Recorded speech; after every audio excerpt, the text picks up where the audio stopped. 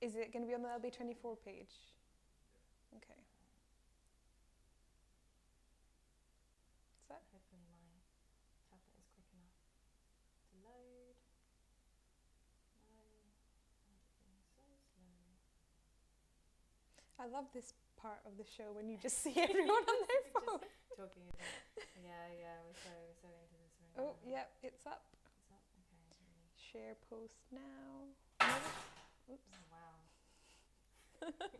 As long as that doesn't happen Just while don't look up, just keep looking down.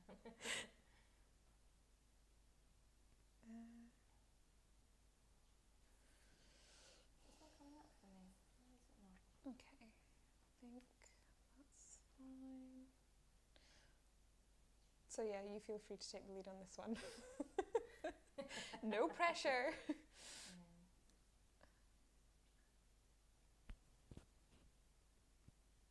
Yeah, I'm not seeing it. I'm just seeing 4 hours ago. You said yeah, you've got it. yeah, I've shared it. So Did it come through to you? yeah, I've shared it. So It came through? yeah. On LB24 Mhm. Facebook. Yep, LB24tv. Okay. Oh, I've got it. Yep, that's it shared.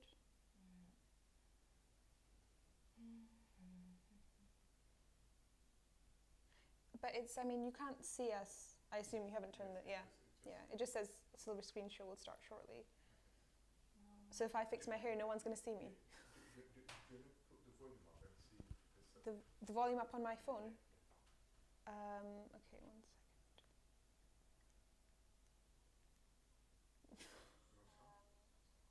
Yeah, you can hear that.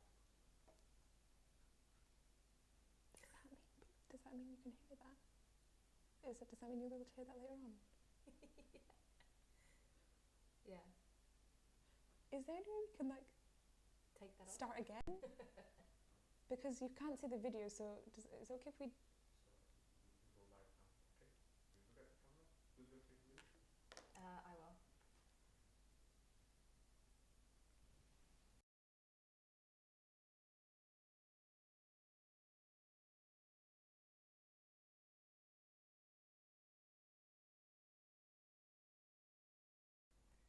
Hello everyone and welcome to episode 17 of the Silver Screen Show. I'm joined here by Hiftu, who's back for her second episode, right? Yep. How are you doing? Good, I'm good. Excited to be back, finally. Fantastic. Now, I think this is the first episode where the guys haven't been here, so it's just ladies' night tonight. And we'll be talking about Dunkirk and Babydriver. So first we're going to go with Babydriver. So just a little wrap up of the plot. So we have Baby, who's a very talented getaway driver, and he also suffers from tinnitus, which is like a ringing in your ears. So he listens to music to drown that out, and people find that a bit weird, and people point it out quite a lot during the film. So he works for Doc, Kevin Spacey's character, and he works on the heists, and along the way he finds a girl, falls in love, and then things take a bit of a dark turn, a bit of a violent turn, and things are a little bit out of hand. Yeah, I mean, yeah, I think it's very much sort of my first take on it when I saw the trailer and when I saw the film even was that it kind of felt a bit like sort of Kick-Ass meets Drive in a way.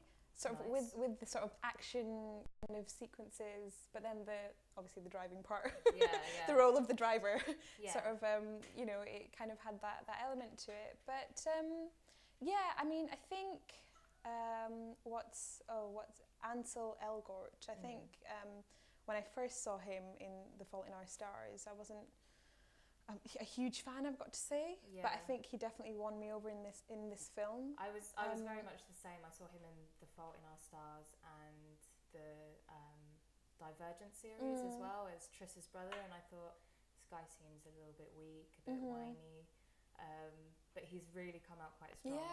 Yeah, and I think that kind of, because I think he is generally quite, he's a natural actor, but I think this time it definitely went in his favour.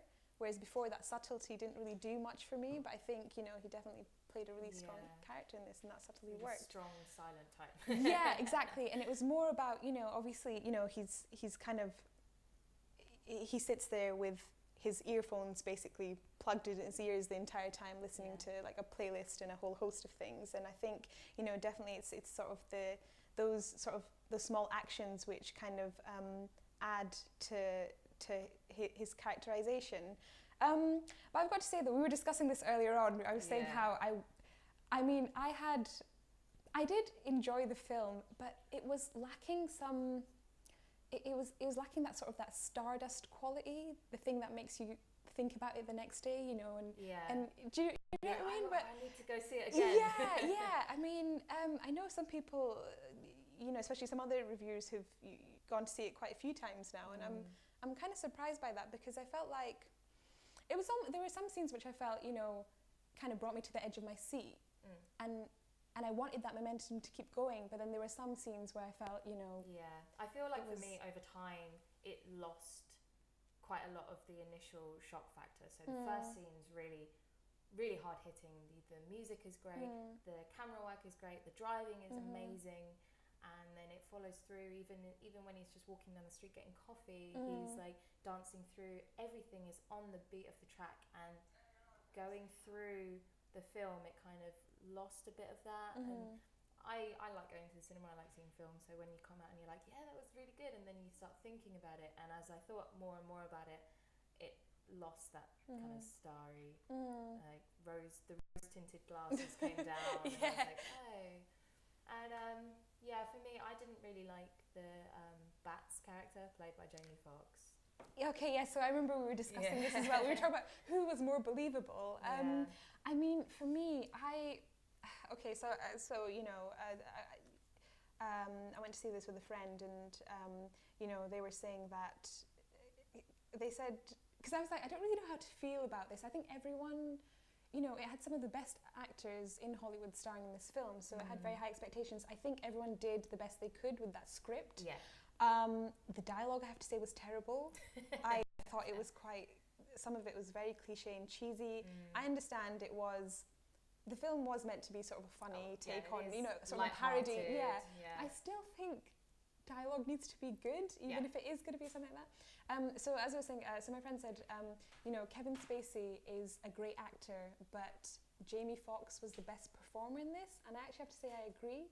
I feel like Jamie Foxx, every time I saw him play his character, I was never really disappointed, or I don't know, I just felt he added that extra punch to the film, whereas everyone else was just kind of going along with it. But I know you thought he just came across as crazy and mental, which he was. But it's a common thing, like going back to Suicide Squad, my opinion of Harley was that it's so overplayed, and that's not necessarily her fault. And in this case, it's not necessarily Jamie Foxx's fault, it's the dialogue that they're given.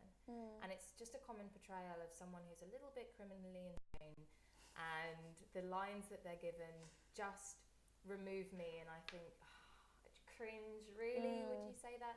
And I did feel that John Berthel, who plays one of the characters at the beginning in the first heist, he doesn't come back, and I thought he could have played that same character. You didn't really have a need for Jamie Foxx to be there. I understand he's definitely a contrast to the very flat other characters in the film. So I understand your point of view, but still, he just kind of... I just felt when I saw him, I was expecting something exciting to happen, and although I think his performance was good, yes, perhaps that was he was just another crazy, like, adding the crazy factor to the film, because everyone else was, I mean, for Robert, it's pretty level-headed, if you can say that. True. If you can say that. The criminals, they were very level-headed, very straight thinking. But when Jamie Foxx, are we allowed to talk about spoilers, by the way? We try and reduce it a little bit. Okay. Well, this doesn't really give much away, but when Jamie Foxx is speaking to John Hamm, and he's trying to get into his psyche, and he's like, you're just a Wall Street runaway guy, blah blah.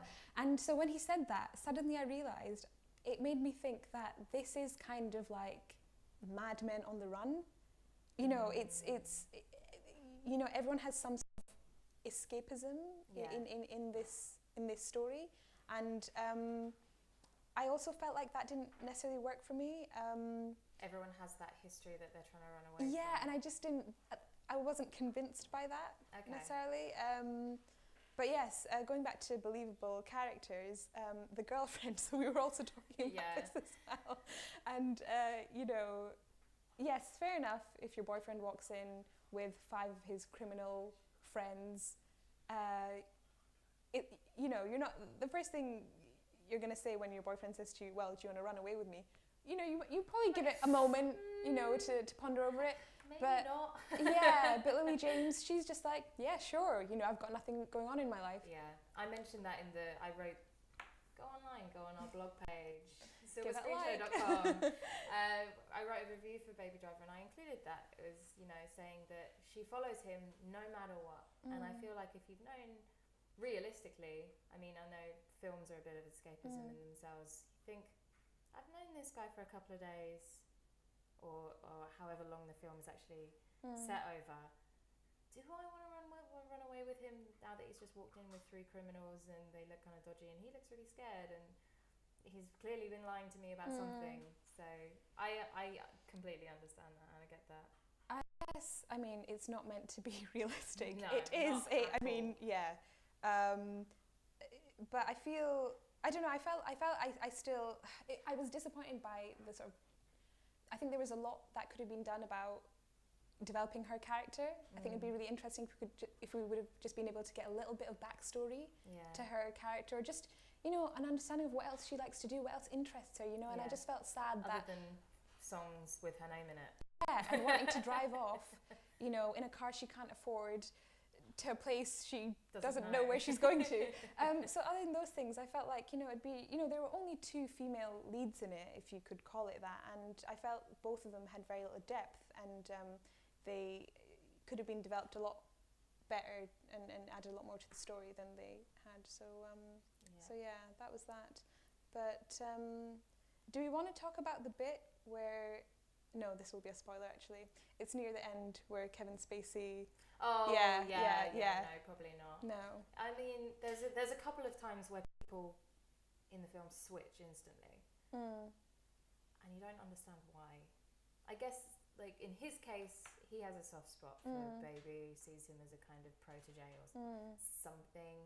But, yeah, it does seem that it's just a way to lead the plot in a different direction. Yeah, I feel like it could have had...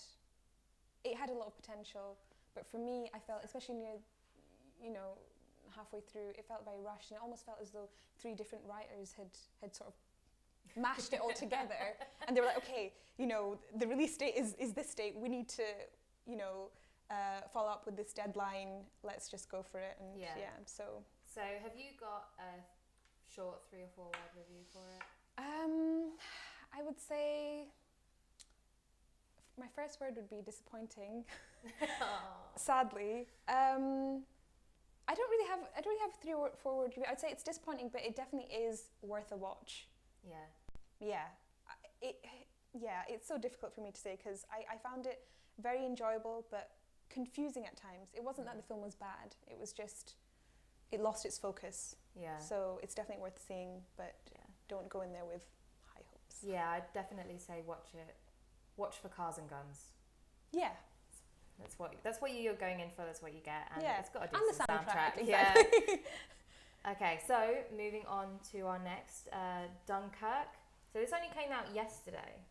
We both managed to go I know. I think we went to the same screen. Yeah. Same time. Both came out like, right, seen it. Yeah. Let's do it. So, quick overview. It is the story of the Dunkirk evacuation, which was actually a bit of historical background to this as well. It's Operation Dynamo, and also known as the Miracle of Dunkirk, where the operation was decided upon during 1940, decided to evacuate the troops that were surrounded and stuck at the beach of Dunkirk. And this included Allied troops, so French, Belgian, Dutch, as well as the British. And you had around 400,000 troops who were stranded in that region, and 338,000 made it back. Bearing in mind that the whole evacuation was over about 8 days, On the first day, only 7,000 people were evacuated. So over the next week, you had 330,000 people getting evacuated with over 800 boats and ships that were all British and Allied forces. And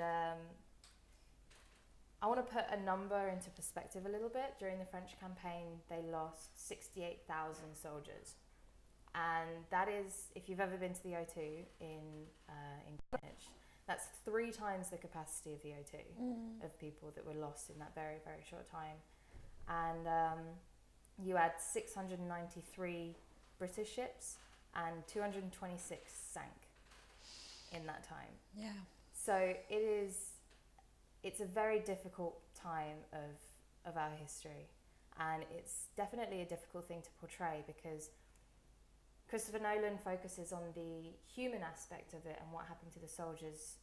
And there's been a little bit of criticism saying that it downplays the French involvement. So the French were the rear guard, keeping the Germans at bay so the evacuation could happen.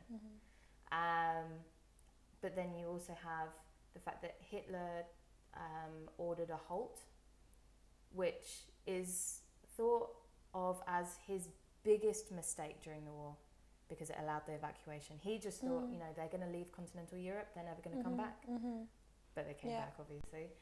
And so they had 40,000 French who surrendered after the evacuation as well. And obviously the French aren't looking at this representation very well. So let's move on to your review of it. Yes, so again, we were talking about this briefly last night after both of us had been to see it. And I mean, I'm a huge fan of Nolan movies generally. Like, if I know he's directed something, I'm going to go and see that regardless.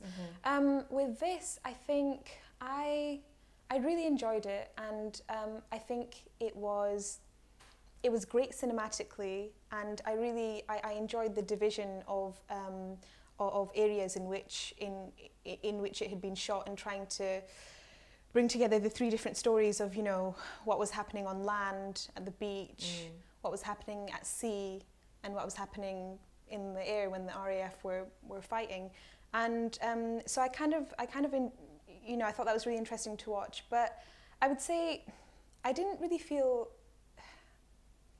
connected necessarily with the story. But now looking into it, I don't think it was made for... There wasn't really one particular character whose story I felt I was following throughout. Yeah. But then I think it was almost like watching sort of a docudrama in a way. Yeah. But obviously purely dramatic, and you know, none of it was, you know, it was just a retelling of stories which people have passed down over the years. But yeah, it kind of felt like I was watching a docudrama, which isn't a bad thing, but I felt if there was someone's story to follow, or someone to just, I didn't necessarily, I felt like I was rooting for everyone, but not one particular person, and I think I would have liked that. But then maybe it's just the kind of audience I am. I quite enjoy watching things where there are a few main characters, and you get to follow them through rather than several, because in this case there were quite a lot, yeah. You know, but so I guess... Because you had 2 pilots, you had a captain of a yacht, which was one of the civilian vessels that were used for the evacuation, and then you had a couple of young boys on the beach. So you had Tommy, played by Fionn Whitehead, who's very, very new. I looked him up on IMDb, there's about 3 titles behind his name. I was not impressed by Harry Styles being in it. I don't understand why. Oh, not impressed by him being in it as in... Why? I don't... But what did you think of his acting? I was surprised. I was pleasantly surprised. Yeah. That, you know, he didn't go over the top. You definitely got an impression of the desperation, because, you know, the week that they had on that beach, obviously they've made several attempts to get off the beach. Each one, like 4 or 5 times, the boat has sunk, or, you know, they've been denied access onto the boat, and they are getting desperate because they want to survive, they want to go home, and you definitely got that from him. It was just, if you thought that Ed Sheeran being in Game of Thrones was annoying, this annoyed me even more. Yes, there have been a few bizarre cameos, but in this case, Harry Styles actually plays quite a meaty role. Like, I was just saying, when I came out of the cinema, I was like, wow, I didn't really realize, because he's not in the trailer, No. and so I didn't realize he has more of a spoken part than Fionn Whitehead, who essentially the main character, I guess you could say, because we see him from start to finish.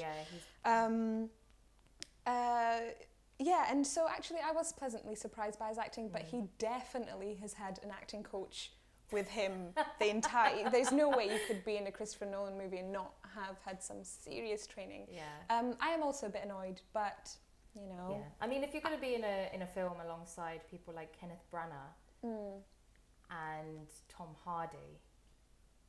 You need to know what you need some beef behind you. That was the other thing. When Tom Hardy put on the mask, all I could hear in my head was Bane. Bane.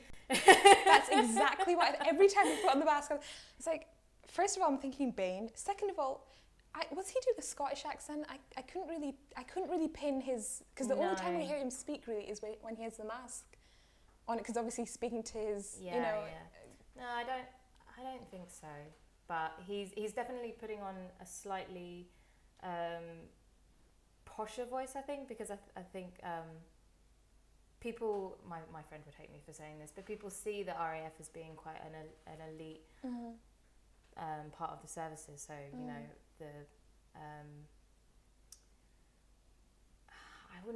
don't want to say a higher class or anything like that, but they were.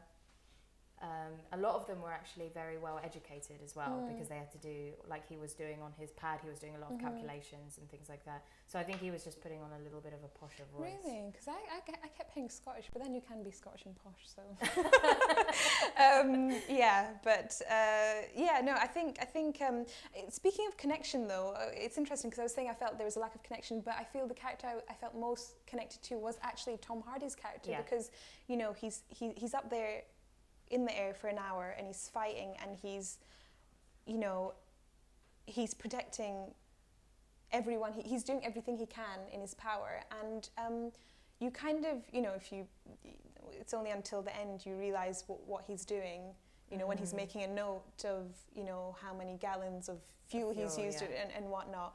And it's quite, it's quite heart-wrenching actually when you see what he's been doing for the past hour.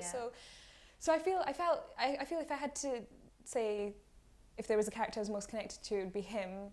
Again, going back to sort of, discussing how cinematically it was put together, I think, there's very little dialogue in the film and it doesn't need it. Exactly. Just because there was so much going on, obviously, at the time. And it's the gravitas of the situation in itself. It speaks for itself. You don't need people talking. Yeah, and it's the action, and obviously, you've got Hans Zimmer's compositions, which just, speak for itself. Yeah.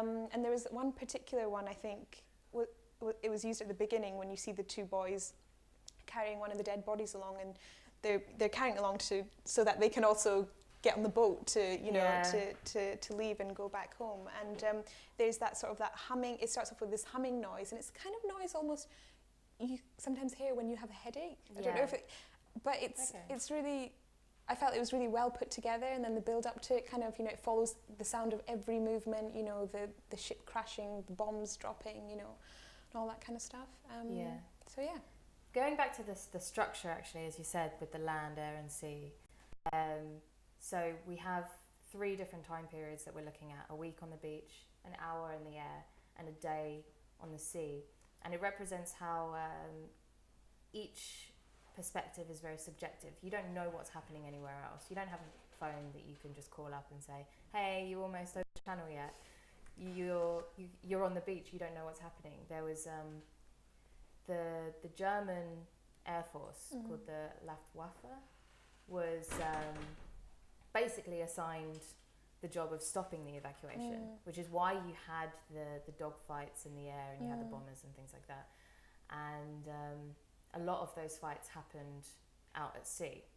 So the guys on the beach don't know anything about it, which is why you had like a pilot being berated at the end. And even in history, like back then, the troops that came back were very angry with the RAF, saying, what did you, you weren't there, why didn't you help?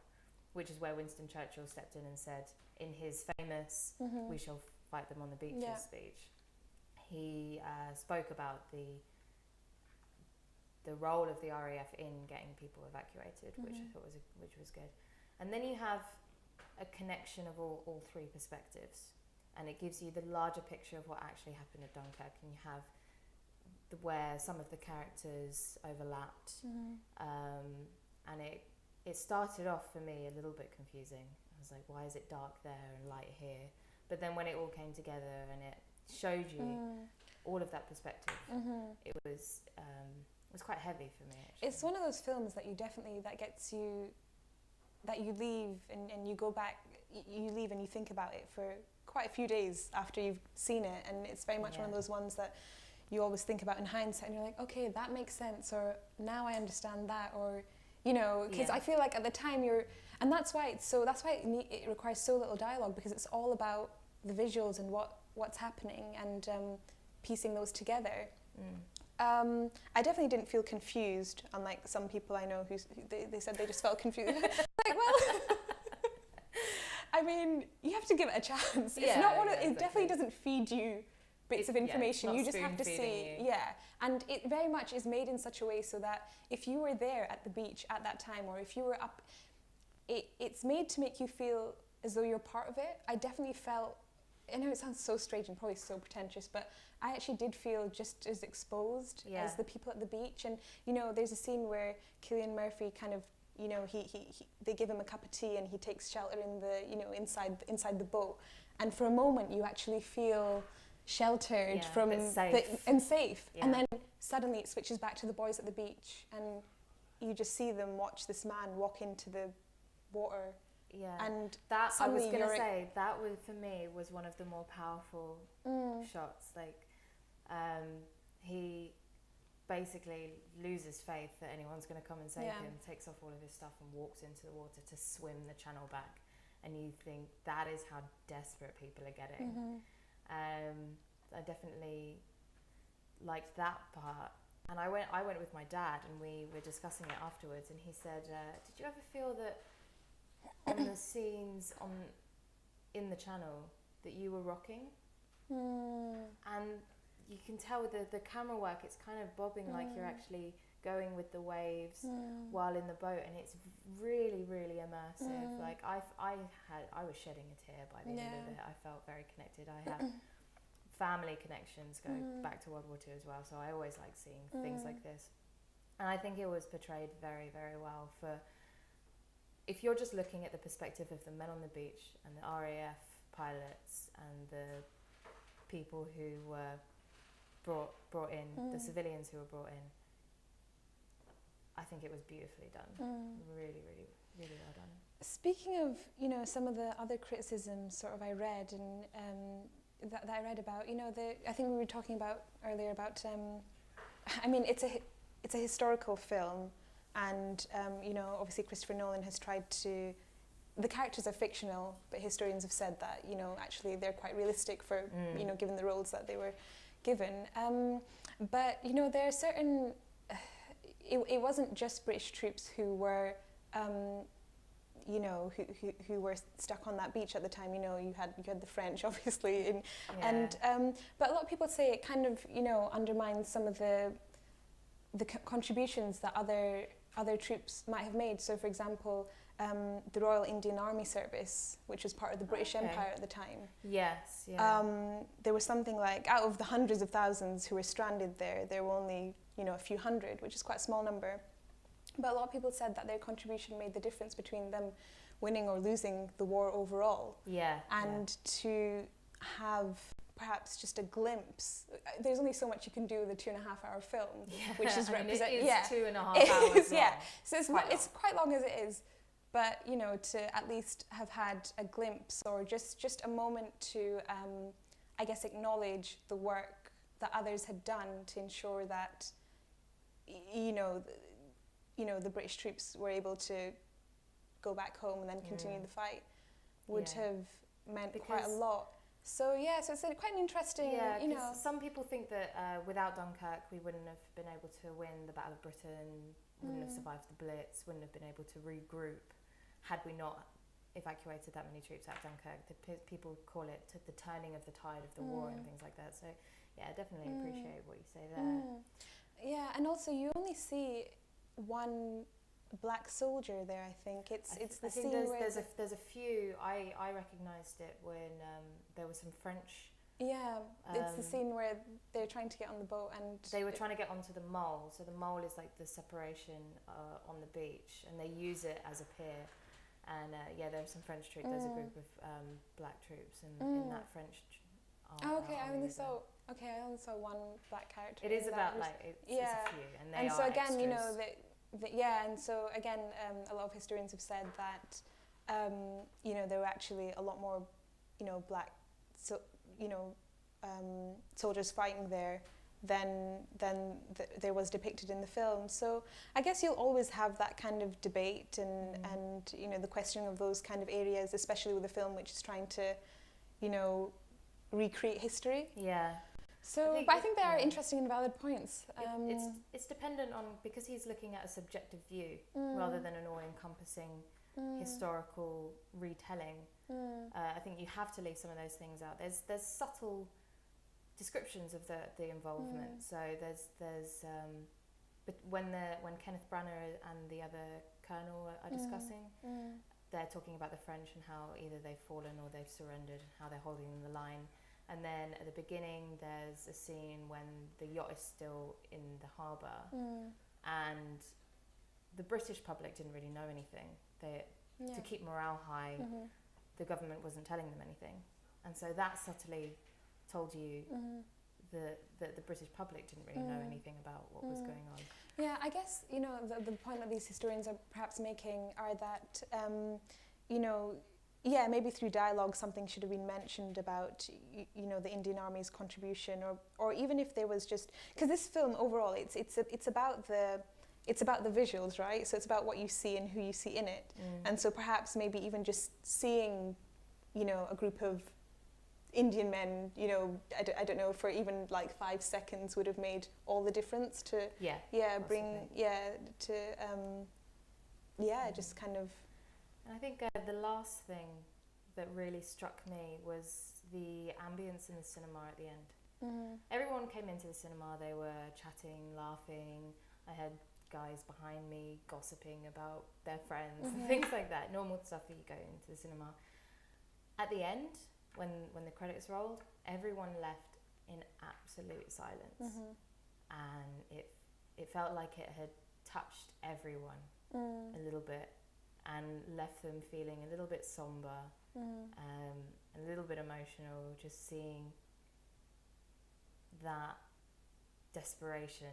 I'm going to use that word a lot because that's what it was. It was desperate times, and it really got to everyone in the cinema, I think.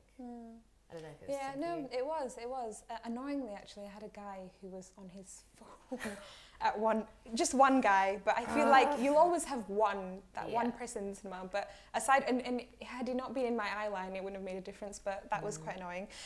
Aside from that, though, or him, yes, I think, you know, everyone came in, you know, in a certain mood. It was a Friday night, you know, we're going to see a film. I think we all knew what to expect, but yes, I think the way it was, the ending especially, I mean, if you see it for the ending alone, and the, you know, when... It's quite uplifting. Yeah, as well. It's, I would say it's bittersweet. Yes. Because you see what happens with, you know, some of the characters, and it kind of, yeah, somber is exactly the word I would use to describe that feeling. Yeah, it's somber and it's bittersweet, and it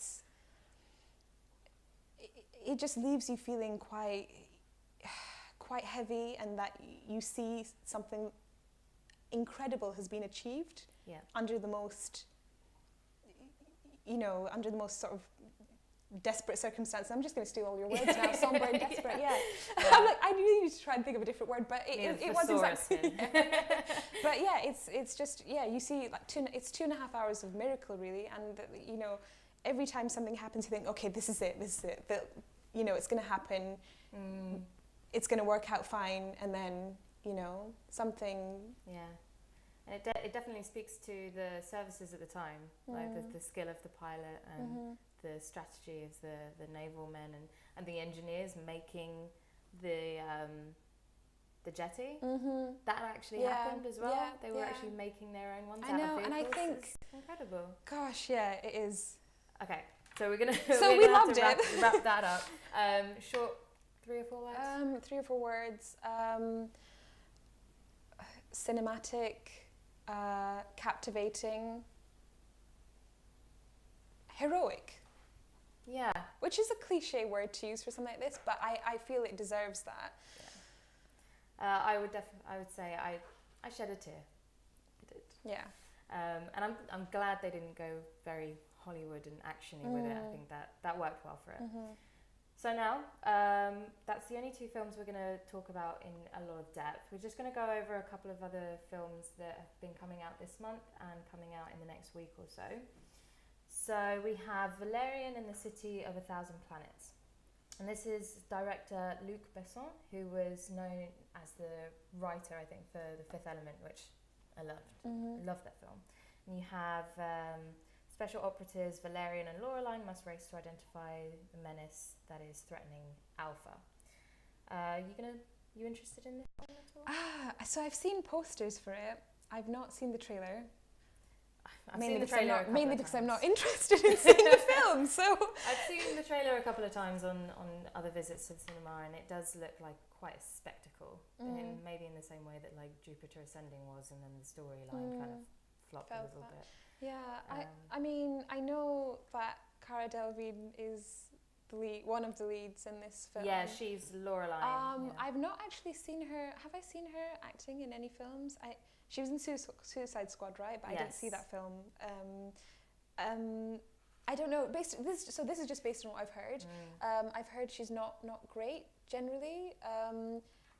I think she hasn't really been given a chance to be great. Yeah, she's been in these... perhaps she hasn't had a chance to mature, and I guess, you know, when you do go from being, you know, a supermodel to like, I mean, it worked, you know, they're Hollywood and Bollywood and various mainstream areas of cinema have had, you know, it's been quite common for models to, you know, that model turned actor kind of label. It's quite common for that to happen, but I think if you are a supermodel and as well known as Cara Delevingne, I think it is difficult to kind of make that transition or be given that chance at least to impress people with your performances. But frankly speaking, I mean, I wasn't really interested in her when she was a model.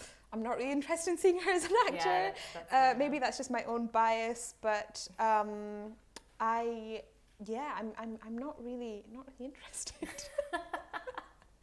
So that's me. Okay, so make up your own mind. Spider-Man: Homecoming. I've already seen this, and I was pleasantly surprised. I thought it was going to be a kind of Tony Stark show featuring Spider-Man, but it turned out to be better than that. Okay. And I think we're going to talk about it a little bit more next time when the boys are back. The Beguiled is something we're both very interested in. So this is during the American Civil War, and a wounded soldier enters the school for girls in Virginia. And there's lots of jealousy, a bit of betrayal, and you were saying something very interesting about the previous film. So I think this film had been made in 1971, I think, and Clint Eastwood stars in that film. He basically plays the role of Colin Firth in this film. And I read a really interesting review about it, and the review was... Colin Farrell. Sorry. Colin Farrell. Colin Firth would have been interesting, though. Yeah. I mean, he could play that, but he's not a little bit old. A little bit old, and he doesn't really do menacing, does he? No. Anyway, that's another discussion for another time. Colin Firth versus Colin Farrell, but yes. Sorry, my bad. So this film was originally made in 1971, and I was reading a really interesting review about it, which was championing this the latest film, and it said it was really interesting because The Beguiled, this version kind of it focuses more on the complexities and the different characteristics of the 5 women. I think it's 5 women, and they all play different roles. So Nicole Kidman is the think she's the headmistress of the school. Yeah. And then you have Kirsten Dunst playing quite a senior teacher, and then 3 other students, I think. So these are 5 different women who are playing different ages and are at different stages in their life. So from what I read, I heard that the previous film kind of focused on it almost made out as though the 5 women were sort of quite, hysterical and just psychopaths in general, and just, sort of general, what? Yeah. that view of women. Yeah, I mean, I think I've heard that somewhere before. And so apparently it was very interesting to see, sort of a woman's take on that. Okay. And I mean, just looking at the trailer alone, they don't seem anything, far-fetched or less than slightly psychotic in a way, but there is more motivation behind their characters in this film. Rather and than that's just being like, female oh my god, disposition. yeah, exactly.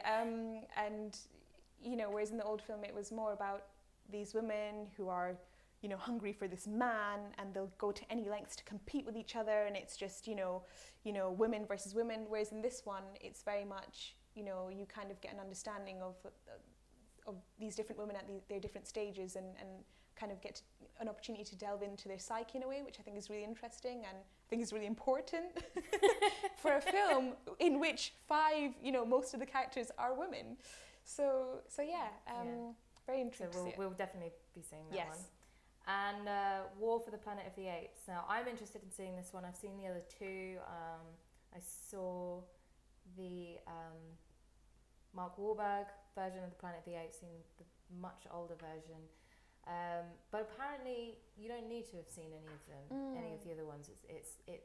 It works as a standalone film as well as part of a series. Yeah. It's very interesting. Yeah, I got that impression from the trailer. Yeah, and I've seen an interview with Andy Serkis, who I think is a very talented motion capture actor. And he describes the progression of Caesar throughout the films and things like that. And this film takes the war against the humans a little bit further. And the apes have lost a lot. They're looking for new homes, things like that. So it's supposed to be quite emotional, but it's still with a bit of action in it. So I saw the trailer, and I mean, I think I would go and see it if there was nothing else on in the cinema. So I would still... That's not what you want to hear. So I would still use my hard-earned money to pay for a ticket to go and see this, but I don't know, I feel like it doesn't really have that kind of, I don't know, that's something special for me, yeah. Okay, fair enough. We've got a couple of kids' films. We've got Despicable Me 3, Cars 3, and the Emoji Movie, which I'm mentioning here just because it sounds pure ridiculous. Multi-expressional emoji sets out on a journey to become a normal emoji. And I'm assuming there's a message behind it to say, what is normal? You're special in your own way, and it's going to be thrust in your face. But it's a kids' movie, so we can overlook that. We've got a comedy, The House. Parents set up illegal casino to pay for their daughter's college. I've seen trailers for this. It looks like it's got some that sounds funny pieces mad. in it. It does look absolutely crazy. I think Wish Upon and It Comes at Night are horrors and thrillers. I'm really interested in seeing It Comes at Night because I like Joel Edgerton as an actor, and it's one of those more confined pieces like 10 Cloverfield Lane. Okay. One of those, like, you're in a confined space and there's now a new threat, and in the outside world there's some supernatural threat to humans. And again, in a similar fashion to 10 Cloverfield Lane, you're going to ignore that for the film and concentrate on the emotions and slowly going a little bit stir crazy and insane. So I think that looks really interesting. And The Big Sick. A couple deals with cultural differences and then a girl falls into a coma. Well, that's a short and sweet synopsis of that. So I mean, I'm really intrigued by this. But at the same time, has it been released yet? I think it's been released in the US. And I think it might be coming out in the next week. Right, if it okay. hasn't already, yeah. Because from the reviews, or at least comments I've read online, I know that a lot of Western Asian women have a problem with this. Okay. I think because I think a lot of people feel it's, you know, if you've seen Master of None, you know, and various other things in which you have like a Western Asian male lead and a white woman, you know, I think people who are complaining about this have seen, you know, a lot of those issues, if you like, being cultural issues being overcome. And I think apart from Mindy Kaling, I guess, or sorry, the Mindy Project, you know, where else have we seen, you know, sort of Western Asian women being represented, or, you know, or do you understand what I mean? And so, I mean, I don't really know where I stand on this because I haven't really thought about it much. I haven't really had a great deal of time to think. It's an issue? I didn't, sorry. Yeah, so I just thought issue, and I was like, you know what, I'll deal with that another time.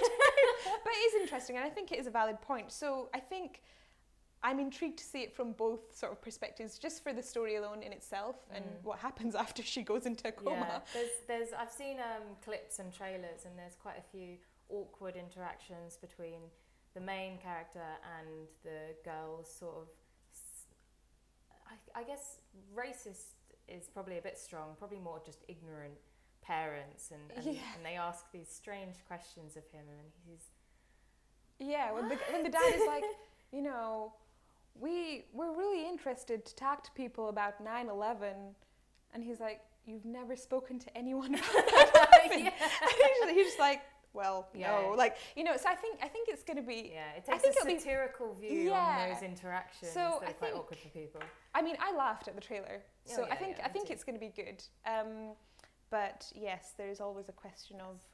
And All Eyes on Me is one that you've seen. I've seen that. Yeah, I saw that film. I wasn't really interested initially, but I got to go to a special screening of it where... forgotten the lead actor's name, but he was there for a Q&A session afterwards. So I got the chance to see it, and I was hooked actually throughout. I thought it was really, really engaging, really interesting how...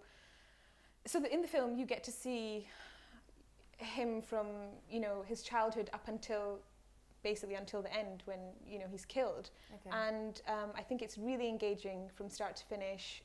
How accurate it is, I couldn't tell you because I'm not a huge Tupac fan, and I don't know a great deal about his life and his story, but from what I saw, having done a quick search on Wikipedia, I know my sources are so reliable.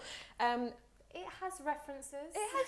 Yes, I definitely checked those as well. You know, and from like fans I spoke to, they said it was, you know, quite an accurate depiction, but yeah, I mean, I would say it's definitely worth a watch, even if you just want to see a good story, and also the kind of, I guess, even if it's not as true as possible to Tupac's story itself, I think it definitely says a lot about sort of the civil rights movement at the time, and well, that was, you know, I guess it's set in the 70s, but you know, it kind of shows you a follow-up of, you know, the kind of struggles that, you know, the aftermath. Yeah, the aftermath, and you know, that the American black community have faced in the USA, and how relevant that is to today.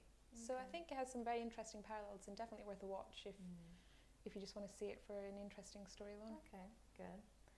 And I think last is Atomic Blonde.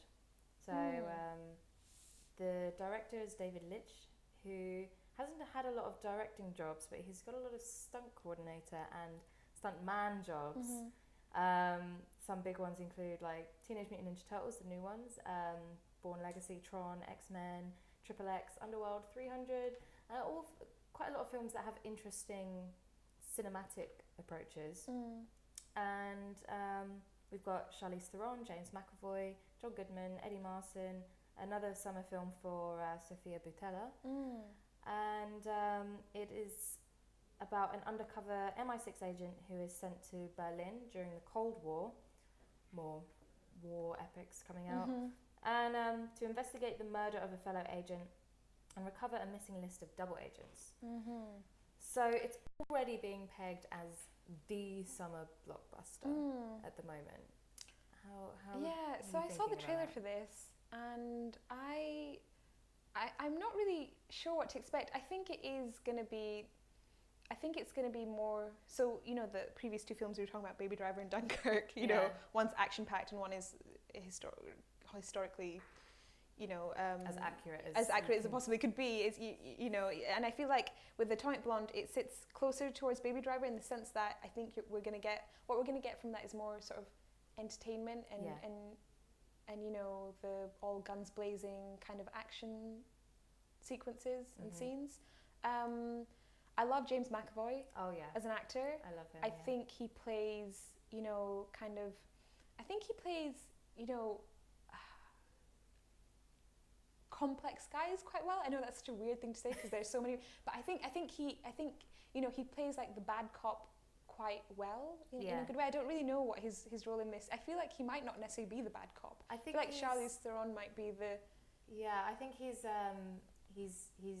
going to be there to help her in her investigation, but he's a kind of dangerous, bit menacing, but also with a backstory that might explain why he's that way. And I think he plays that part well. I didn't see it. I saw the trailers for Filth, which he was the main character in. Yeah, and in Filth he was incredible. Yeah. And I wonder whether the character he plays in this is similar to that. That's what I thought. It's so strange because in Filth, you know, he plays a horrible character, but you're rooting for him the entire time, which is, you know, I feel like as an audience member, it's very difficult to, you know, make your audience feel that way towards you. You know, I'm like, I shouldn't like you, but I really do. And so in this, I don't really know where he'll be placed on that spectrum, but I think, I would like to see it mainly for his performance. Yeah. So. Yeah. I think Charlize Theron is going to do well. I think this is going to be quite an actiony, quite heavy film. And she's done, you know, Mad Max. She's done Aeon Flux. She did Hancock. She's been in quite a few films where there's been action